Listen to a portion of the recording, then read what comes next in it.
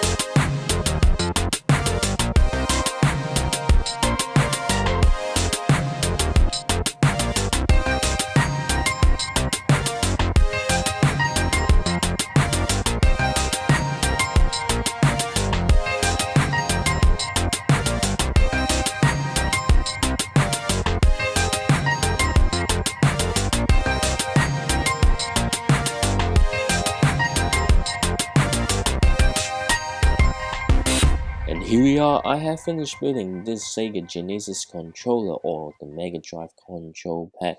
You can see it's actually a pretty good scale. I don't know if it's 1-to-1. I only have Mega Drive 2, but I don't have Mega Drive 1. I feel like it's slightly bigger, but you can see how it feels in the hand. Great use of piece to create the D-pad, and then we've got a few sticker here for the logo and also the ABC button. I like how the sticker this time because typically the B button has something on top which they recreate with the graphic design very well. Obviously we've got the other buttons here. I'll show you the back later on, but the other important thing is that they do include extra tiles and stickers for you to have different version. Obviously both the UK and Japan is having the Mega Drive control pad, and for the US or North American market, you have this SEGA Genesis, and even with the ABC button, they do include the extra set to align with the color in the different region. Although application of the sticker, you have to be careful because if it's something not aligned, then it will be a little awkward when you would place this on top of the or instead of the red color ABC from the Japanese version. Obviously, we have the stand to hold the controller. I can't get it, fully secure. I think it just has to stand like this.